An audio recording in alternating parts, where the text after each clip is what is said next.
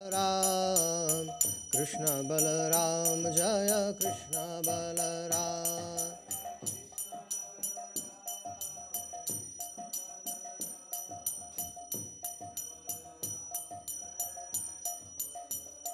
Jaya Radhe Shyam Radhe Shyam Radhe Shyam Jaya Radhe Shyam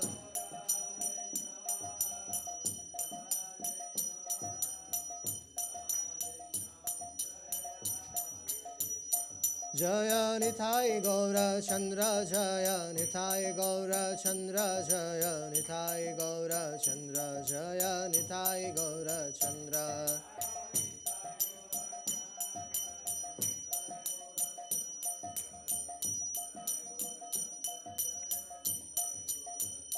Jaya Jaya Prabhupada Prabhupada Prabhupada Jaya Jaya Prabhupada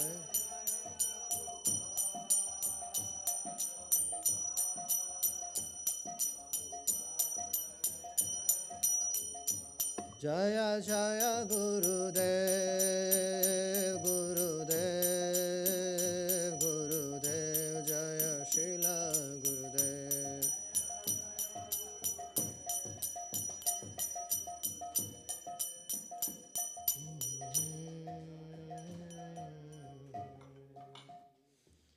Om Namo Bhagavate Vasudevaya Om Namo Bhagavate Vasudevaya Narayanam Namaskrityam Naram Chaiva Narottamam Devim Saraswatim Vyasam Tato Jayat Mudiraye Nashta Prayeshu Bhadreshu Nityam Bhagavata Sevaya Bhagavate Uttama Shloke Bhaktir Bhavati Naishtiki Krishnaya Vasudevaya Devaki Nandanaya Cha Nandagopakumaraya Govindaya Namo Namaha Hare Krishna everyone. Thank you so much for this wonderful opportunity to glorify Srimad Bhagavatam entirely in an overview format. Very special thanks to my friend Govindadeva Prabhu for giving me this humble opportunity to render service to Srimad Bhagavatam and also Lord Nrsingadev. So we are going to try covering around 8 to 9 chapters in every session. So there will be 2 sessions, one is in the morning, one is in the evening. And around 8 to 9 chapters of the Bhagavatam we will try to cover. And possibly in the 22nd sitting from now on, the Srimad Bhagavatam will be able to get a complete overview of the Bhagavatam. So before I begin, I wish to seek blessings from all of you. Without your blessings, I have no strength and I cannot do anything. So to render service to you, I need some blessings from you. So please accept my humble obeisances unto your lotus feet and give me your good wishes and blessings for this service. During my service of speaking, if I speak some unpalatable things because of my conditioning, so I apologize and beg forgiveness in the beginning itself. Let us chant the Mangalacharan. Janmadhyasya yatanvayaditaratascharteshva abhigna swarat Tene brahmaradayadi kavaye muyanti yat suraya Tejo vari mradam yatha vinimayo Yatra trisargo mrisha Dhamna svena sada nirasta kuhakam Satyam param dhimahi Dharma projita kaitavatra paramo nirmatsaranam satam Vedyam vastamatra vastu shivadam tapotrayan moolanam Srimad Bhagavate Mahamuni Krute Kim va paririshvaraha Sadyoraya vruddhatra krutibhi Sushrushrubhistakshanat Nigama kalpataror galitam phalam Shukamukhadam mrtadram vasanyutam Pibata Bhagavatam rasamalayam Muhuravo rasika bhuvibhavuka Om Ajnanatimmirandhasya Jnananjana Shalakaya Chakshurunmilitam Jena Tasmai Sri Gurave Namaha Mukam Karoti Vachalam Pangum Langayate Girim Yat Kripatamaham Vande Sri Gurum Dinatarinam Paramanandhamadhavam Namo Vishnupadaya Krishna Prashtaya Bhutale Srimate Bhaktivedanta Swamin Niti Namine Namaste Saraswati Deve Gauravani Pracharine Nirvishesha Shunyavadhi Pasyata Deshatarine Nityanandamaham Nami Sarvanandakaram Param Harinama Vradam Devam Avaduta Shiromanim Anandalila Maya Vigrahaya Hemamba Divya Chavi Sundaraya Tasmai Mahaprema Rasa Pradaya Chaitanya Chandraya Namo Namaste Jai Sri Krishna Chaitanya Prabhu Nityananda Shri Advaita Gadadhar Shivasadi Gaura Bhakta Vrinda Hare Krishna Krishna Krishna Hare Hare Hare Rama Rama Rama Hare Hare Hare Krishna. So the Srimad Bhagavatam begins with the Mangalacharan of Vyasadeva. The first three verses which we just recited, Janmadiyasya Tanvaya Itaraschaarteshu Bhigyaswarat. This is actually the Mangalacharan of Srila Vyasadevji. So the whole Bhagavatam was compiled by Srila Vyasadeva in his maturity under the direction of Srila Narad Muni. So while offering his respectful obeisances to the Supreme Lord in the first verse, he says that I meditate upon the Supreme Lord Sri Krishna. And then he says, why? Why he meditates? Because he is absolute truth. He is the causes of all the causes. Even Lord Brahma confirms this. Ishvara Parama Krishna Sacinadana Vigrahanadir Govinda Sarva Karanam Karanam. He is directly conscious, and he is directly and indirectly conscious of everything in the world. We might be aware of certain things. Let's say, for example, last year from now, at this very moment, I might be thinking of something. But now, exactly after 1 year, I don't remember. So, but Krishna is conscious. Krishna is conscious of everything, and he is independent, and there is no cause beyond him. How is he independent? Although he creates everything, he maintains everything, he annihilates everything, but still he is beyond everything. And it is he who imparted the knowledge to Brahmaji. Tene brahmaradayadi kavaye muyanti yata suraya. When we said that when Lord Brahmaji was doing tapasya, performing tapasya, at that time Lord Krishna himself revealed everything to him. He gave him darshan of the whole abode. At the same time, he revealed all the transcendental knowledge. He revealed Srimad Bhagavatam to Brahmaji in his heart. So, even the great sages and the great demigods, they cannot understand the Supreme Lord. It's very, very difficult. Because the Lord's illusionary energy is so powerful that Indra, for him, Krishna takes various incarnations. Indirari Vyakulam Lokim Radayanti Yuge Yuge. He gets bewildered. He goes and welcomes Krishna in Kamsa's jail. Oh, my Lord Krishna, please welcome. You have come here. You appeared here for us. But after 7 years after welcoming Krishna, he goes and makes an attempt to trouble Krishna in various ways. So, this is the nature of the material world, that one is bewildered by the illusory representation. Just like we get bewildered by seeing the illusory, sometimes on the road, in the summer season we see water, but actually it is not water. We go nearby and there is no water there. So it's an illusion. Similarly, sometimes we see the representation of water seen in the fire as well. So like that, This all because of the illusory potency of the Supreme Lord Shri Krishna.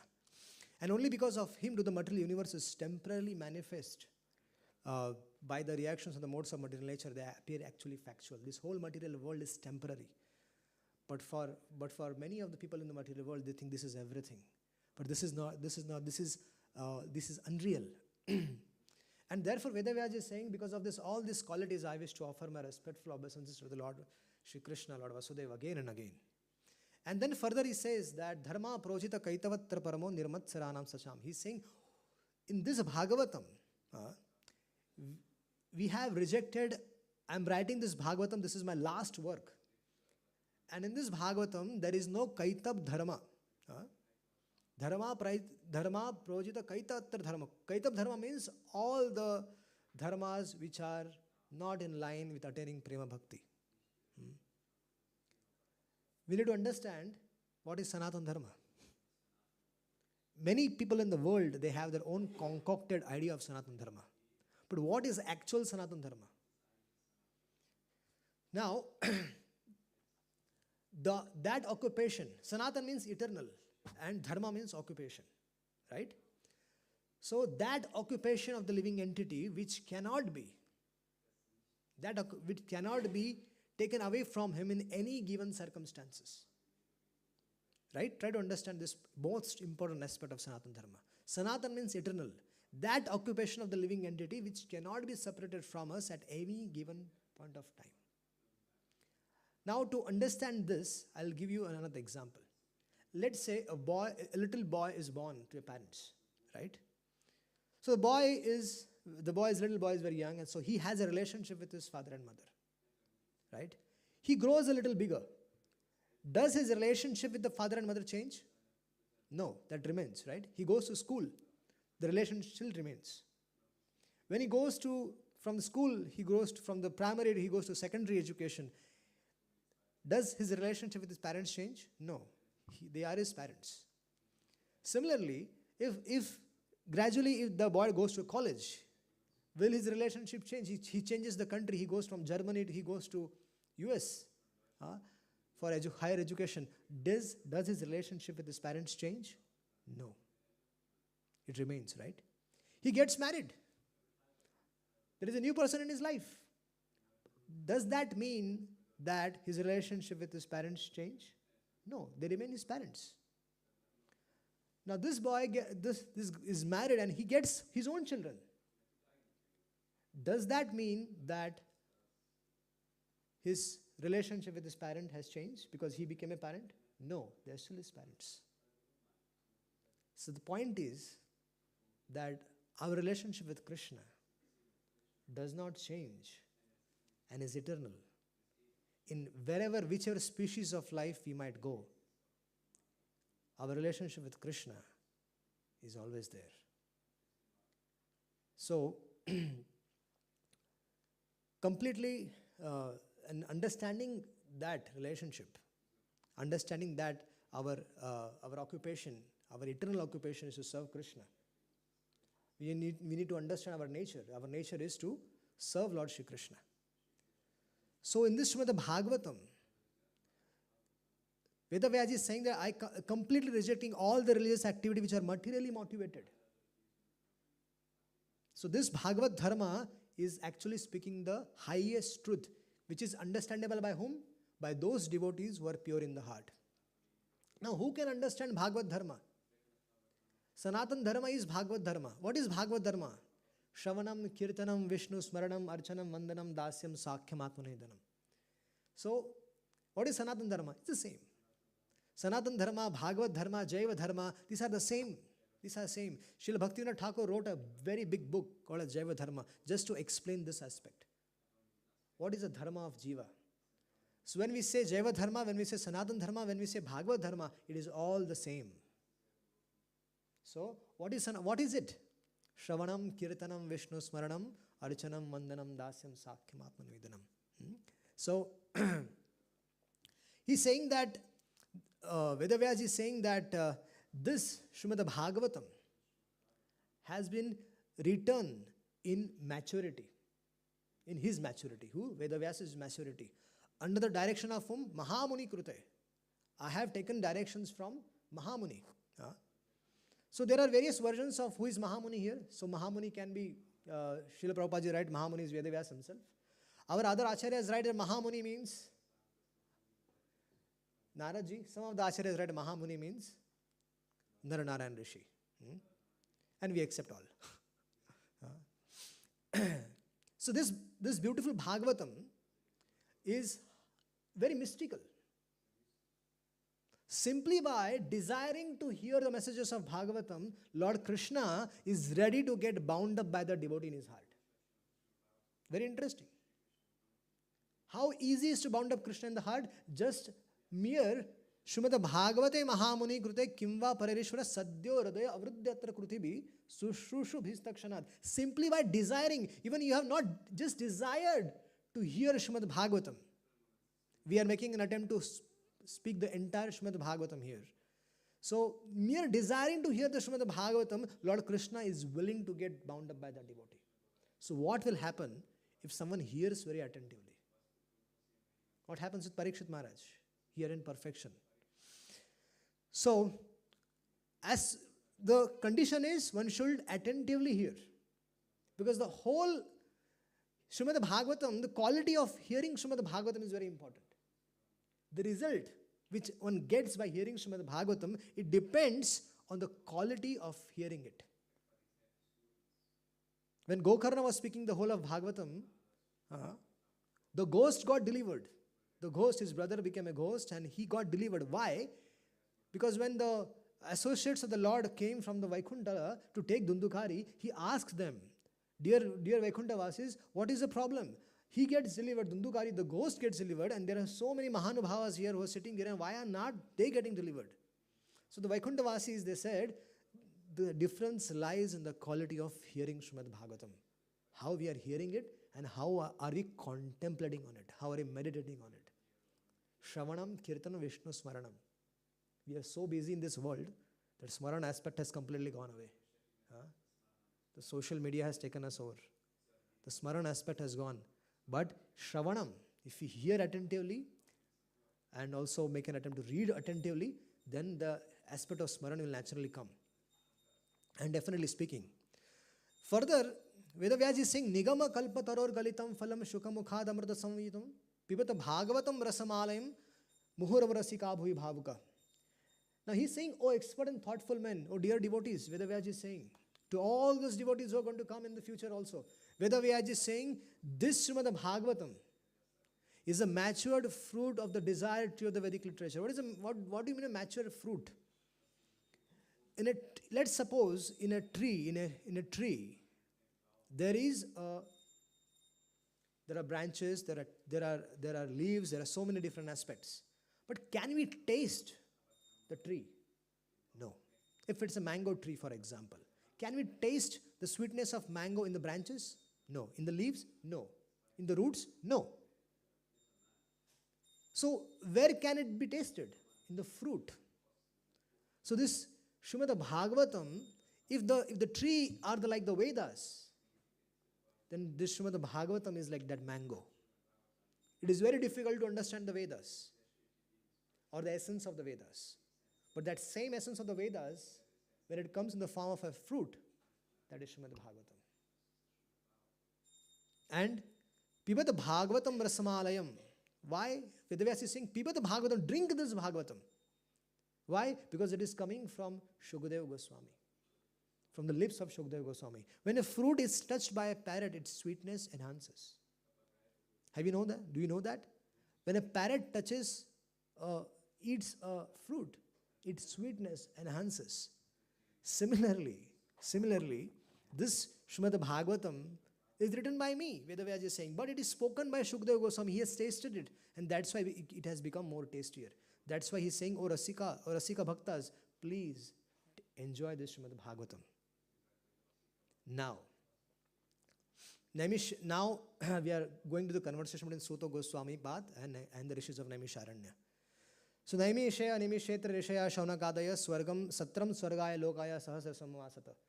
So in the Naimisharanya, forest of Naimisharanya, the place is still there in Uttar Pradesh. So in that Naimisharanya, 88,000 rishis they gathered together. 88,000. What was their purpose? Their purpose was world peace. And what efforts were they putting for world peace? They were doing a sacrifice. So one might question, were the less intelligent people that they don't know that by this performing the sacrifice, the world peace is not going to attain? They know that by performing this yajna, the world peace is not going to be attained. They know, but still they were performing. Why? Because they already had an understanding by performing such a sacrifice for the world peace, great sadhus will get attracted there. Great sadhus, Mahabhagavatas will come there. And as soon as the Mahabhagavat comes there, we will stop this sacrifice and hear from him. So that was planned. It cannot happen that Suta Goswami enters there and all of a sudden they stop the sacrifice. It doesn't work. It was already planned. It was already understood. 88,000 rishis, they have already decided. Then as soon as Suta Goswami, some Mahabhagavata comes there, they will stop the sacrifice there. So this is what happened, that at Naimisharanya, after finishing their, all their morning duties and the sacrifice are going on, that Suta Goswami path comes there. And as soon as Suta Goswami path sees the whole of sacrifice going on, and the 88,000 rishis, when they see Suta Goswami path, they immediately stop the sacrifice. And they all take shelter of Suta Goswami path. Why? Because Suta Goswami path is a Mahabhagavata. He was acquainted with the knowledge of Vyasadeva, who was an incarnation of the God himself. He was a friend of Vyasadeva. He was a disciple of Parashara Muni. So Suta Goswami was a very good friend of Vyasadeva, and he heard the entire Srimad Bhagavatam from Shukadeva Goswami as well. When Shukadeva Goswami was speaking Bhagavatam to Maharaj Parikshit, at that time Suta Goswami was sitting next to him. And he heard the entire Srimad Bhagavatam along with Parikshit Maharaj. So Shukadeva Goswami was paying attention to Parikshit Maharaj as well as to Suta Goswami path. So Shukadeva Goswami's focus was on these two personalities amongst all the people sitting there. And now this Suta Goswami path is coming and is going to speak the same Srimad Bhagavatam, the rishis of Naimisharanya. Now, Shaunagadi rishis, they are glorifying Suta Goswami path. Why? Because Suta Goswami path is a very good disciple as well. Now he is very submissive. He has received causeless mercy of so many different acharyas in his life. And that's why he is an empowered personality, and that he is a true representative of Vyasadeva. And his speaking of Srimad Bhagavatam is very rightly. And the Shaunagadi rishis are saying that in this age of Kali, people are very short-lived. They are very quarrelsome, they are very lazy, they are very unlucky, and above all, they are always disturbed. It is very difficult to maintain equanimity in this world, mental equanimity in this world. Because everywhere we are lazy, misguided, unlucky people. Even we are practicing Krishna consciousness, we are very fortunate. Otherwise, people in this world are in very difficult shape. And Shaunagadi Rishi is saying that there are various kinds of scriptures. Vedas is there, Upanishads are there, Mahabharata is there, and so many different things. Puranas are there, 18 Puranas are there. So they are saying that there are many varieties of scriptures, and if we start studying them, our life is very short. So can you give us the essence of everything? So Shaunagadi Rishis, they put forward 6 questions to Suta Goswami path. So first question is, what is the ultimate good for all the people, by which everyone gets benefited? Please tell us that. Please tell us what is the essence of the religious scriptures by which one becomes self-realized. Very important. What is the essence of the Vedic religious scriptures? Because so many religious scriptures are there. What are they saying? Because we don't have time to study all of them. So give us an essence. The third question they asked was, why did Lord take birth from the womb of Devaki? And fourth question is, what act does he perform? What are his pastimes of the Lord? What are his various incarnations? And please explain everything in detail. Then he says, where has dharma gone now that Krishna has left the earth? So the 6 questions were posed to Suta Goswami Pad. We should know. And this is where Bhagavatam begins. Now we are getting the version where now still Shukadeva Goswami and Maharaj Parikshit's journey will begin in the 2nd canto. But here we are discussing the live telecast is happening us from Naimisharanya. So we are hearing the conversation between Suta Goswami Pad and Shaunakadi Rishis. This 88,000 Rishis, they appointed one person to ask questions on everybody's behalf. And that was Shaunakji. It is very unusual. 88,000 Rishis, if they have to ask questions, it could have not been practical. So they entrusted one person to ask questions on everybody's behalf. And everybody has faith in Shaunakji. So Shaunakji was also very learned, very qualified. Even he was a fit person for asking questions. So he represented 88,000 Rishis. He glorified Suta Goswami Pad. He welcomed him. At the same time, he also asked various questions in the entire Bhagavatam on everybody's behalf. And then after this, after the first chapter is over, Suta Goswami Pad, he was very satisfied when somebody asked genuine questions about Krishna consciousness, about Bhagavad Dharma, about Sanatana Dharma. It is very satisfying. So Suta Goswami Pad, who came there for speaking Bhagavatam, when he heard such questions, he was very, very satisfied. He was very, very happy. And he thanked them all. You know why he thanked them all? Because for asking genuine questions, which are going to which are going to get benefited for them and also for everybody else. Now Suta Goswami Pad, before answering their question, he starts his Mangalacharan. Yam pravajantam anupeta peta krityam dayapayana viharakatara ajuhava putreti tanmaya taro abhinedus tam sarvabhutaradayam munipanatanosmi. So Suta Goswami Pad is offering his respectful obeisances to Shukadeva Goswami. Now, why Shukadeva Goswami? Because that is his spiritual master. And the glory of Shukadeva Goswami, we need to know the glories of Shukadeva Goswami, that Shukadeva Goswami was born from Vyasadev and his good wife. And Shukadeva Goswami, when he was in the womb of a mother, he refused to come out. He said, I don't want to come out.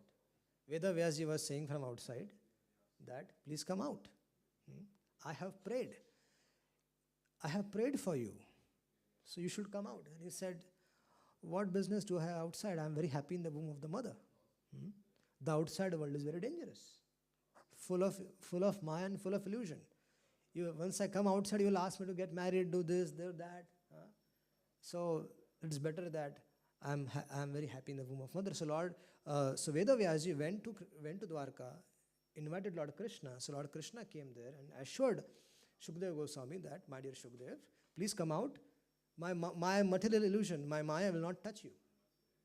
So as soon as Shukadeva Goswami heard that, he came out from the womb of his mother and started walking straight to forest. And Veda Vyasji was crying, Baba, I have prayed for you. Now we need to understand that Veda Vyasji, when he compiled Vedas, he entrusted that to four of his disciples. He compiled Mahabharata, Puranas, he entrusted that to Romaharshan Sut.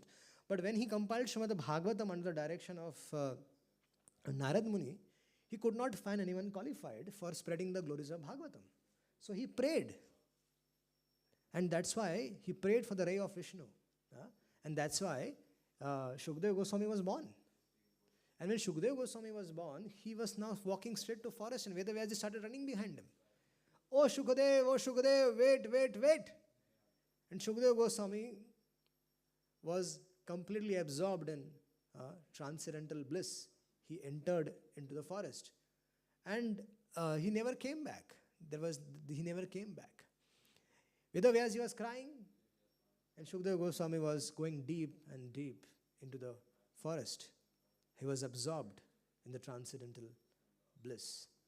Now, Veda Vyas, this is in the commentaries of Bhagavatam. What I am reciting is in the commentaries of the Bhagavatam. Veda Vyas goes back. Veda Vyas, he starts his Bhagavatam classes because he has compiled the greatest literature, Srimad Bhagavatam. So he starts giving his own classes on Bhagavatam. And his disciples, they go and start singing the verses because Srimad Bhagavatam is so attractive. So his disciples go and start singing the verses, which they were hearing from Vedavyasji. Aho bakiyam stanakala kutam jigan sayapaya yadapyasadavim. So then some of the disciples were singing Varha pidam natvarvapu karnayo karnakaram. So when Shukadeva Goswami, he was in the forest, and when he heard these beautiful verses people were singing, he goes to them. He says, who has written these verses? And can you elaborate on this? Can you speak more about this? Are any other verses like that? And then they replied, go, your father has compiled Srimad Bhagavatam, which is full of nectarian verses. So go and take shelter of your father. And that's why Shukadeva Goswami returns to his father and hears Srimad Bhagavatam. This is in the Bhagavatam as well. That Shukadeva Goswami returns to his father and he hears the entire Srimad Bhagavatam sitting under his lotus feet. And that's where Vedavyas also teaches him Mahabharata.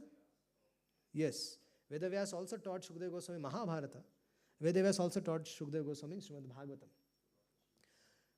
Mahabharata, Shukadeva Goswami went and recited Mahabharata to Gandharvas.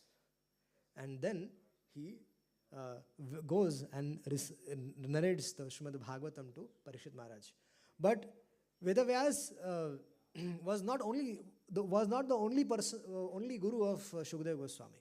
Yes, Shukadeva Goswami he mentions that there are in the Ajamil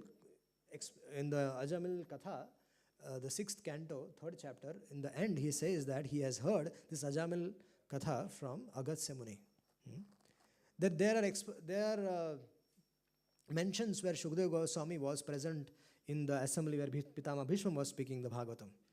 So Shukadeva Goswami also heard Bhagavatam from Narad Muni. Shukadeva Goswami also heard Bhagavatam from so many different personalities. And then he spoke Srimad Bhagavatam to Parikshit Maharaj. So that also we should know. So then Vedavyasji offers his, Sutta Goswami offers his pranam. Narayanam namaskrityam naram chaiva narottamam devim saraswatim vyasam tato jayat mudirayet. So he's offering his respectful obeisances to Narayanam namaskrityam. He's offering his respectful obeisances to Narayan, Lord Narayana, and then Narayan Rishi. And then unto Mother Saraswati. Vedavyasji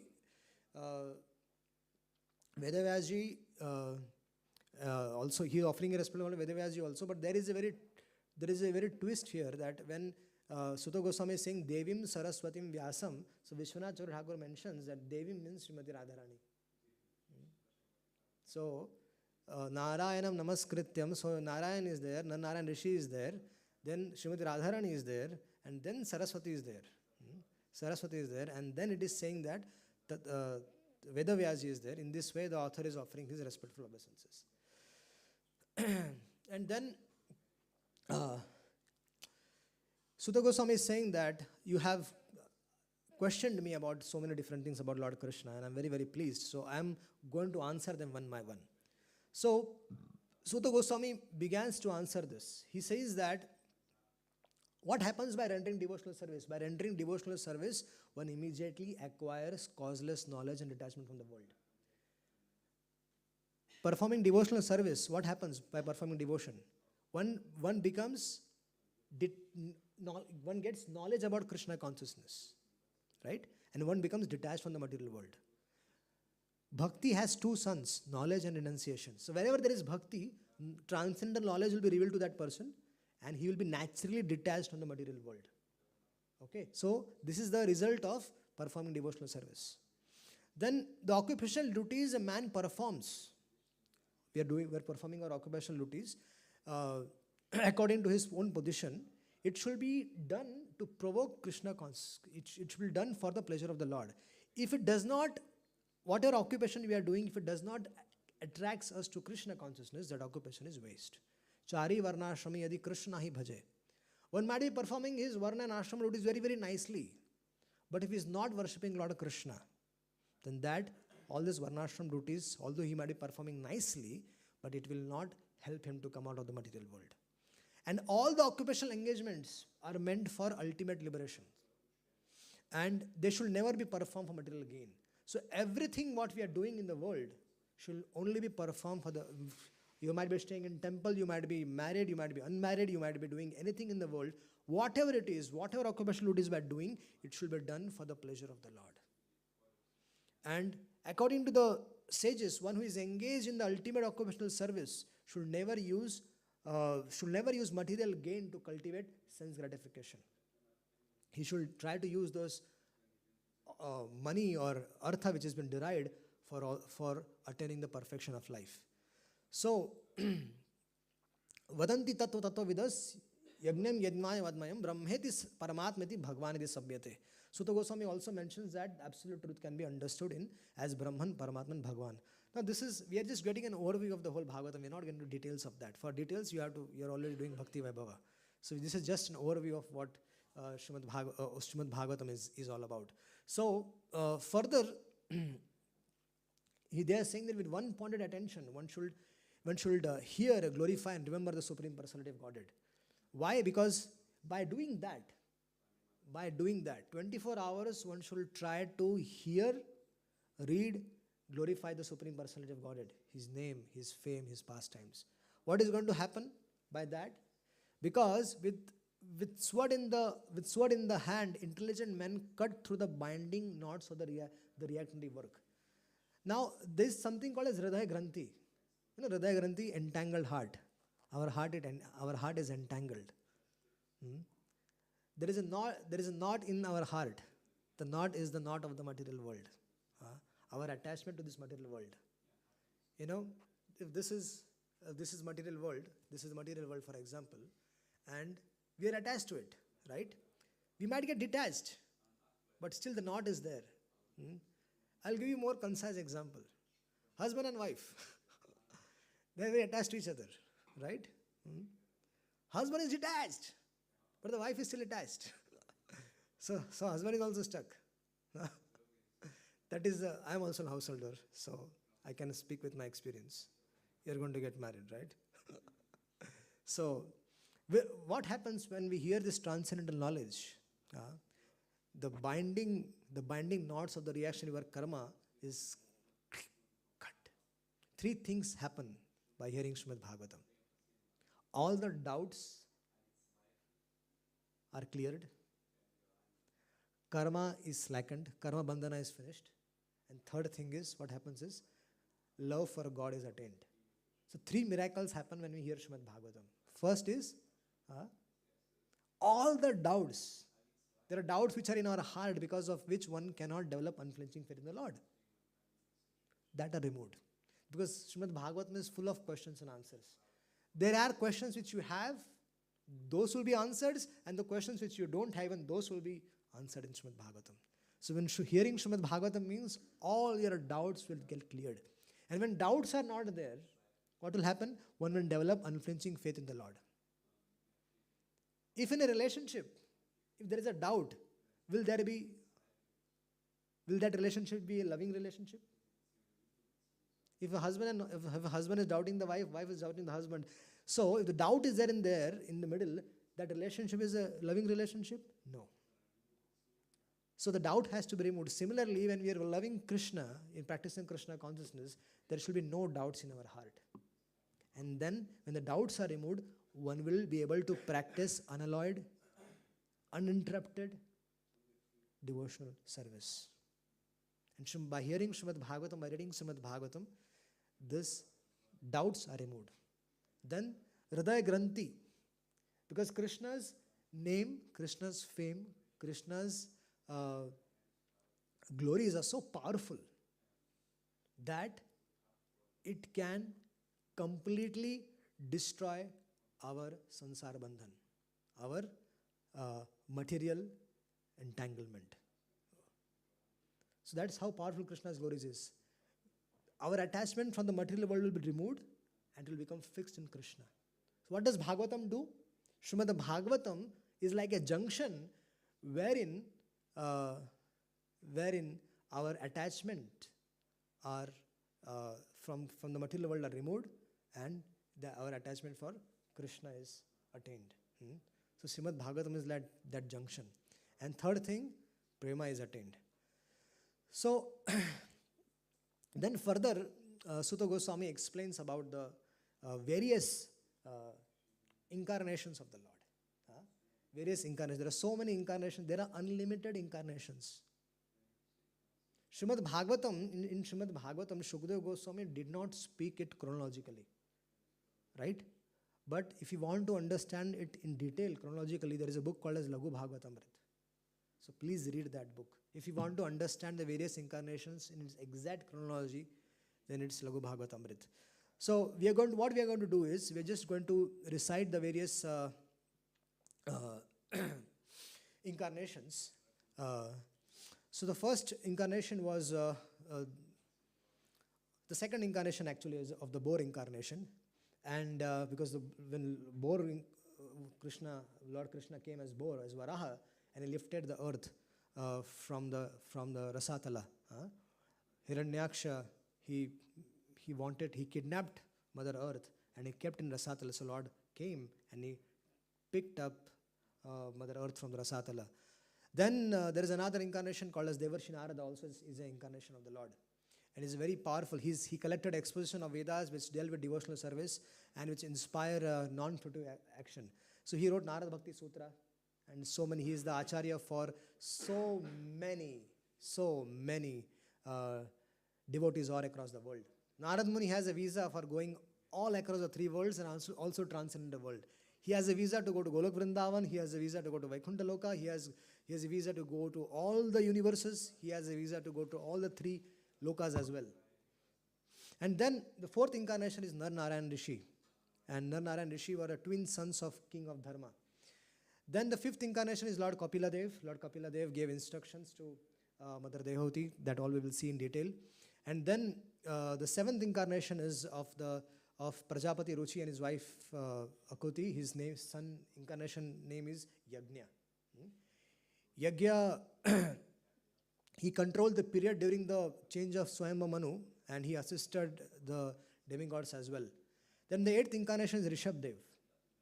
Rishabdev was born of King Navi and his wife Meru Devi. He is the incarnation of the Lord himself, and he showed the path of perfection.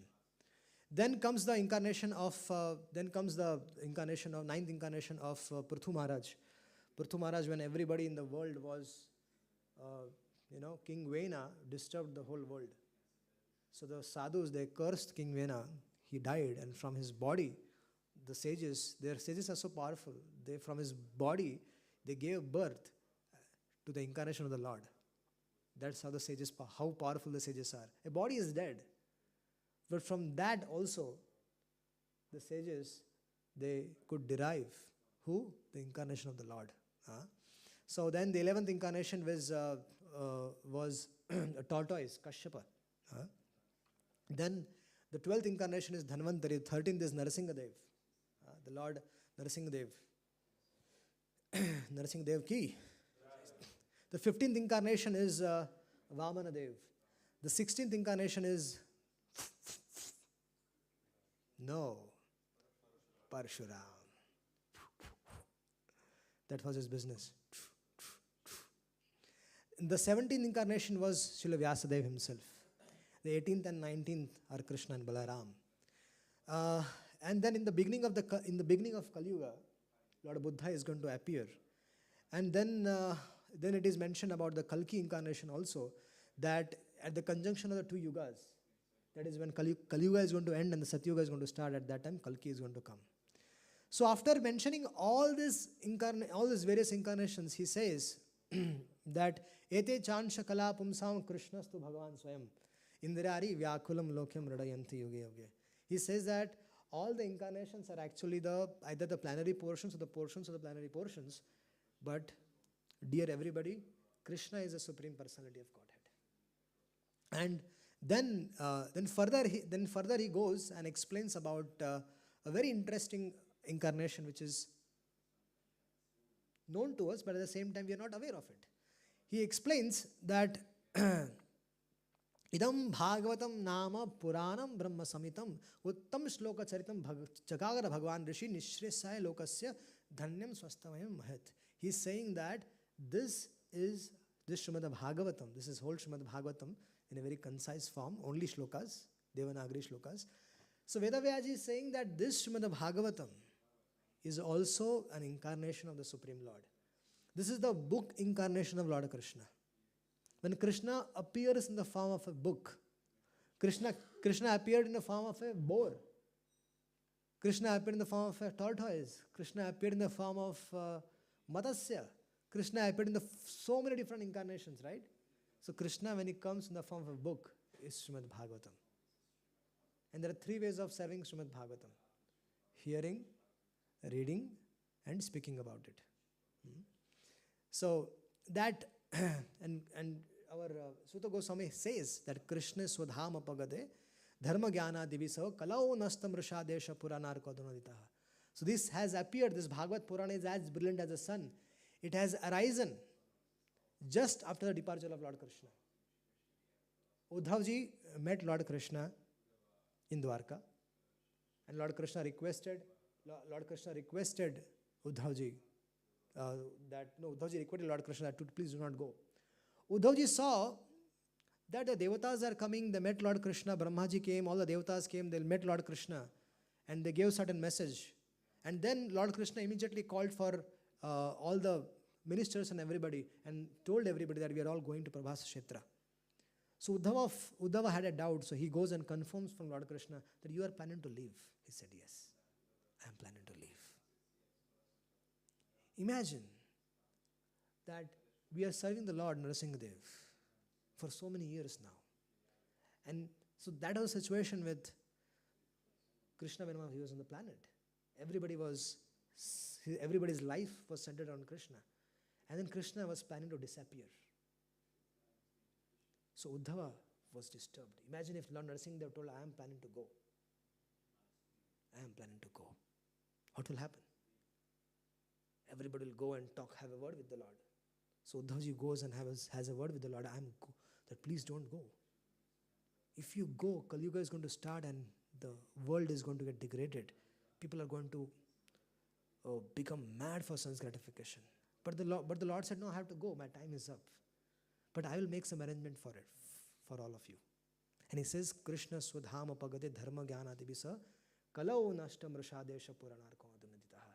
He said that person who has lost their vision due to dense darkness of the ignorance of Kali shall get light from this Purana. Because why? Because just after the departure of Lord Krishna has appeared in the form of book Bhagavatam. Book. So, then further, there is a Veda Vyasji.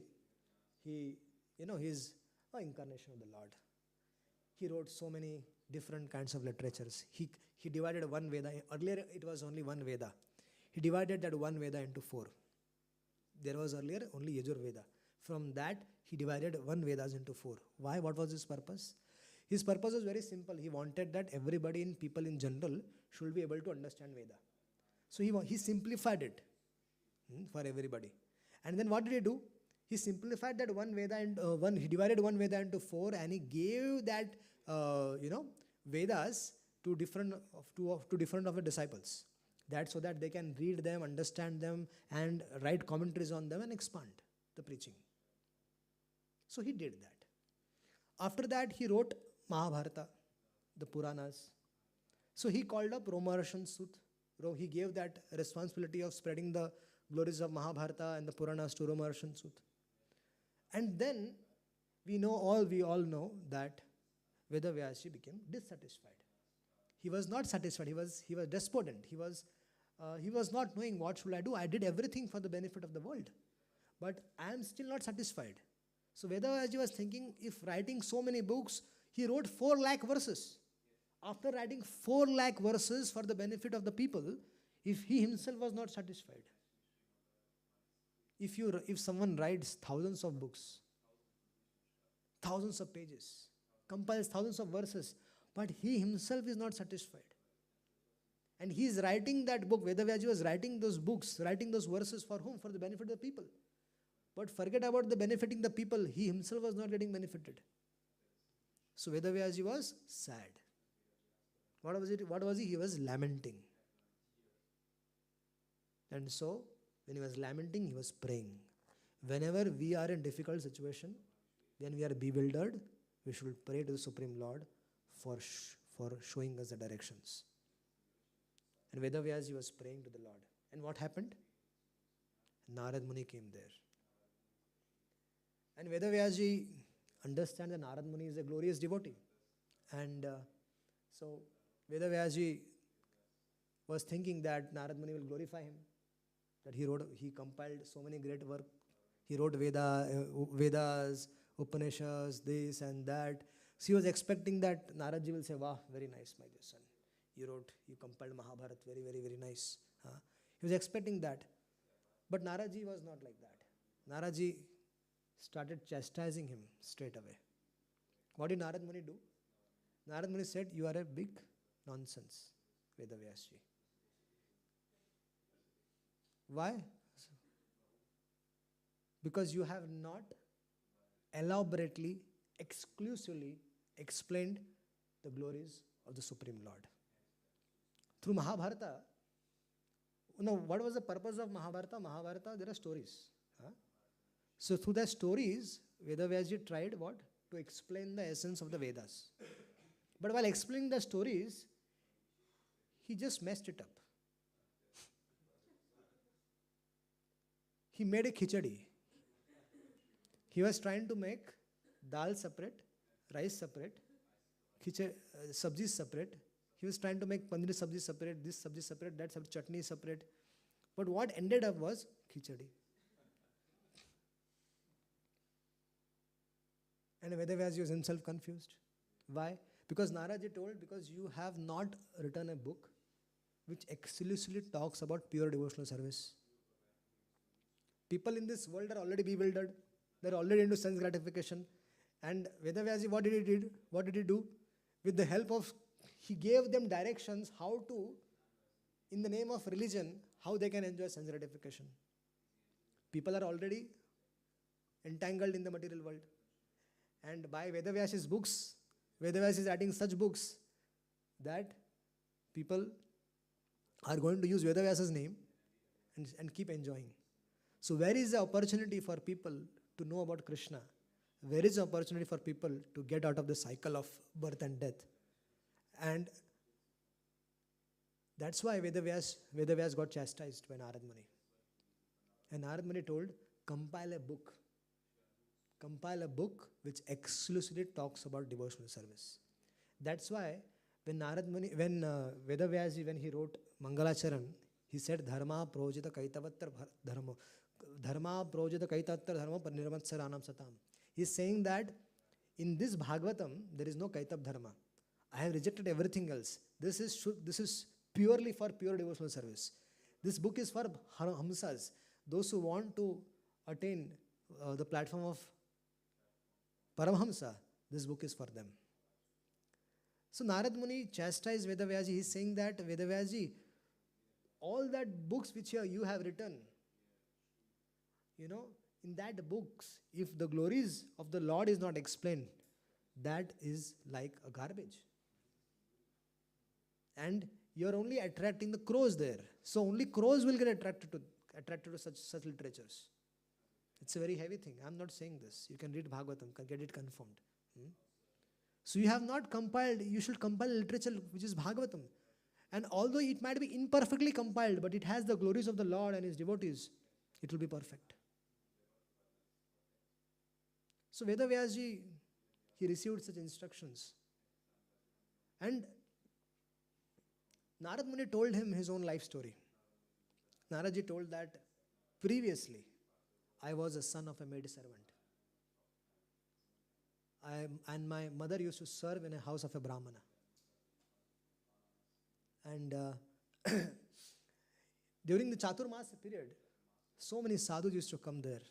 And that time, 4 Bhakti Vedantas, they came there. 4 pure Anala devotees of the Lord, they came there. And every day they used to discuss Srimad Bhagavatam. And I got an opportunity for 4 complete months to hear Srimad Bhagavatam from them and hear the most confidential, absolute truth about the Lord. And by hearing that, and also I took the remnants, my existence was purified. And all the contamination which is there in my heart went away. And my mind became fixed in Krishna. Who is this boy? 5 years old, 6 years old boy. That is his realization. That is the effect of association of a sadhus. That is the effect of taking the remnants from them. And when the sadhus were leaving, those sadhus initiated this boy. Initiation means what? Performing yajna and sitting that yajna, that is initiation? That is a part of initiation. What is actual initiation? The transcendental knowledge which the spiritual master gives to the disciple, that is initiation. The transcendental knowledge about Krishna, the spiritual master gives to the disciple, that is real initiation. And that's what they initiated, this little boy, and they went. And then this little boy was depending on his mummy. And his mommy was very, very attached to him. And she was taking good care of him. But one fine day, his mother was bitten by a snake and she left the body. And this boy was left all alone.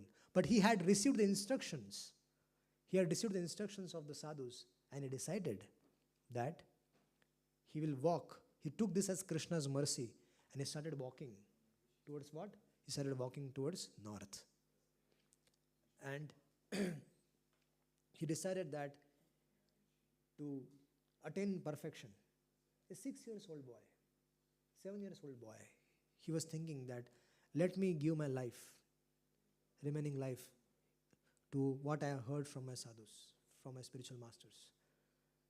This is what a disciple should be doing. After the disappearance of, if the spiritual master has disappeared from the world, but he has kept some instruction for us, it is our duty. Or if the spiritual master has given instruction, if he is physically present, but we are not able to closely associate with him, but he has given us instructions. By carrying out those instructions, we can perfect our existence. Those instructions are very, very important. One should have unflinching faith in those instructions. So, this little boy is teaching us a lot of things. This little boy he started walking towards the north. And then in a place, he reached a place, he was under a banyan tree, he sat there, he took his bath, he sat there. And this Bhakti Vedantas, they narrated a form of the Lord to him. So he started meditating on that form of the Lord. We know the form of the Lord, right? This is the form of the Lord. So we should meditate on the form of the Lord. So this little boy was meditating on the form of the Lord, which was described to him by the Acharyas. And while meditating, the Lord manifested in his heart. And he started witnessing the Lord in the heart. If the Lord can be available to a 6-7 years old boy who is following the instructions of the sadhus, he can be available to all of us also. Even we also can see the form of the Lord in our heart, provided we have unflinching faith in the instructions we are receiving from the sadhus. And we have full faith in the process. We practice Krishna consciousness, we chant the holy name. But I am very sorry to say, but one should chant with full faith and devotion. Then it works. That conviction should be there that this process is sent. One should not doubt. If we have doubt in our heart, go and get checked it from a sadhu. Because with practicing with doubt will never lead you to the result. Bhagavad Gita also says people who are in doubt are always in difficulty, always in trouble. So if you want to practice Krishna consciousness and get results, then one should have unflinching faith. And unflinching faith will come by associating with people who have unflinching faith. So this little boy saw the form of the Lord in the heart. And immediately the Lord disappeared. And he got bewildered. And he was looking here, there. Oh, where is that Lord? Where did he go? Where did he go? He was like, oh my God. If you take away a toy from the boy, what will happen? That boy will look for it everywhere. He will start crying. I have 3 children, so I know that. They will cry. They'll smash things around. Where is that toy? So that little boy was saying, where is Krishna? But Krishna is not in our control. Krishna is independent. He comes by his own sweet will and he goes by his own sweet will. So finding this boy in a very desperate situation, the Lord said that, look, little boy, in this birth you won't be able to see me. I just gave you the darshan so that I can increase your taste, eagerness to me, attend me. So rest of your life, giving up all the formalities of the material world. Listen to this. The Lord is saying, giving up all the formalities of the material world. Preach and chant my glories all over the world. Even the Lord is giving the instructions. Just by doing that, you will when you end this life, you will attain perfection. So this little boy, throughout his life, he gave up all the formalities of the material world. Now all the formalities of the material world means all sarva dharman parittajya mahamekam saranam vraja. Means giving up everything for the pleasure of the Lord and no formalities. He was just exclusively singing and glorifying the Lord. And when he left the body, that millennium ended, everything merged into Lord Narayana. And when Brahmaji came out, and along with the other sons, Atri, Marichi and others, this Narad Muni also came out. But when he came out this time, he had a visa with him to travel all across the globe. His body was a transcendental body, and he was carrying a veena in his hand. And still today, Narad Muni is there everywhere, and he glorifies the Lord throughout. So that's what is the journey of Narad Muni. So we complete around 6 chapters till now, and from the evening session we'll start with the son of Dronapanish, that is the 7th chapter. Okay. If there are any questions, we can take them now. Hare Krishna. It is going to be very fun, transcendental fun, going through the whole of Bhagavatam in a very interesting way. We're going to just cover up all the great pastimes and just move on to the next Leela. Any questions? Yes.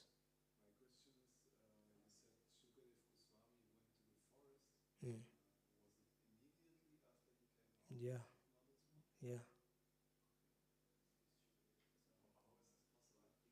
He was 12 years old when he came. 12 years he was in the womb of his mother. That's the problem. That was the problem. 12 years he did not come out. And that's why Vedavyas had to go to Dwarka and call Krishna.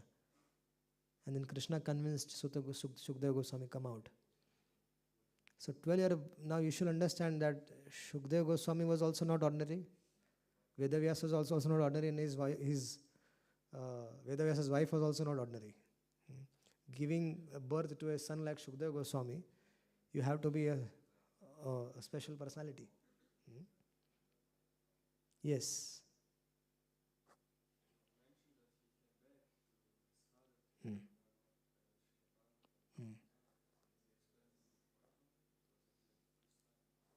You're hearing for the first time?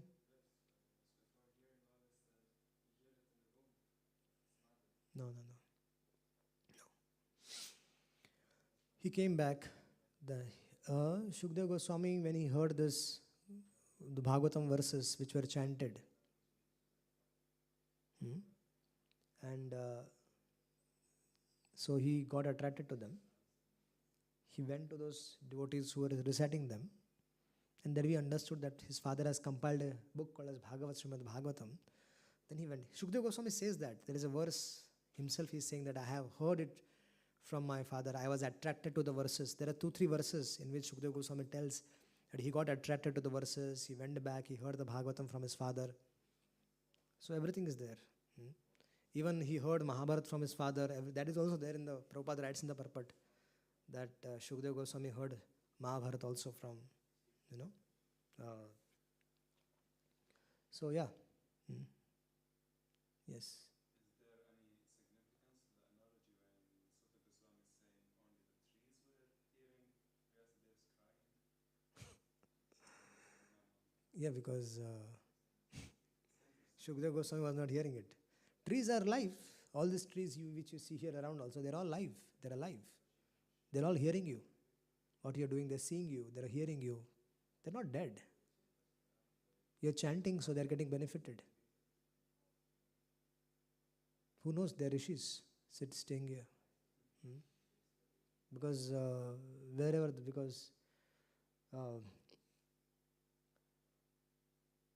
because they know that Lord is going to come here, so they're happy to be around here as trees and perform devotional service. There are so many trees in Braj, in Vrindavan. They're all rishis who are performing devotional service. That's why it is prohibited to cut the trees of Vrindavan, but people are doing that. But because they're all rishis, they're all rishis performing devotional service.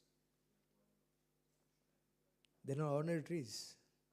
These trees are also not ordinary. Because they're here and they're with the devotees hearing kirtan. They're around Narasimha, they're part of Narasimha's Leela. Yes, Prabhuji. In the Bhagavad Gita, Narada Muni is mentioned as Rishi amongst the demigods. Yes, Devarshi.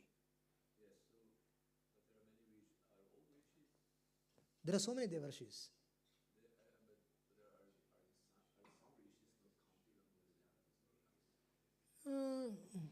Devarshi means who guides the Devas. If I put it in, who guides the Devas is Devarshi. Who Devatas means Suras. Danavas are Asuras. So the Suras, they often follow in the footsteps of the Rishis.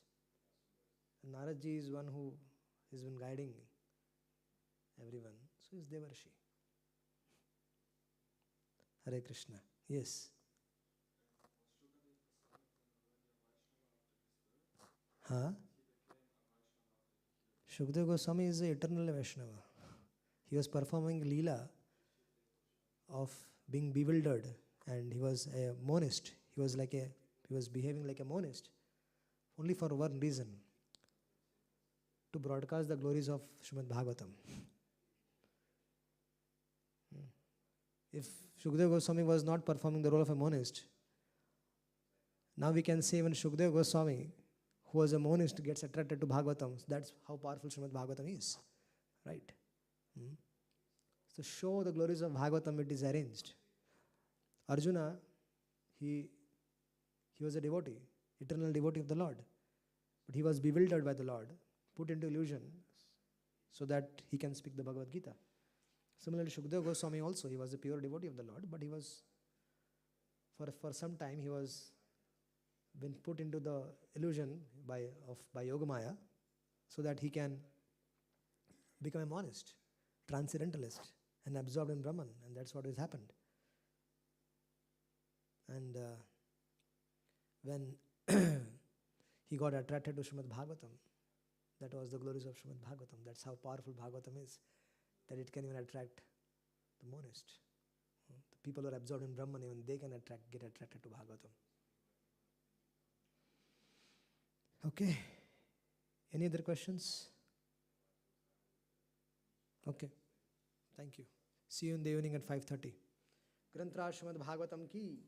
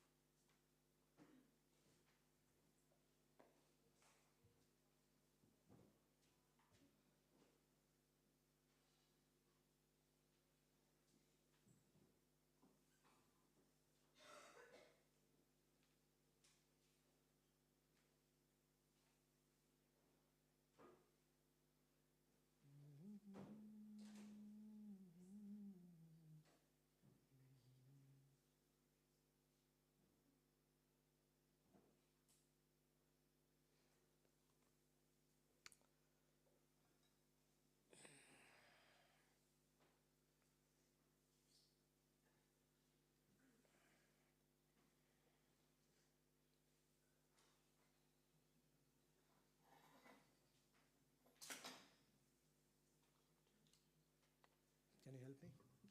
Can you help me? Sure.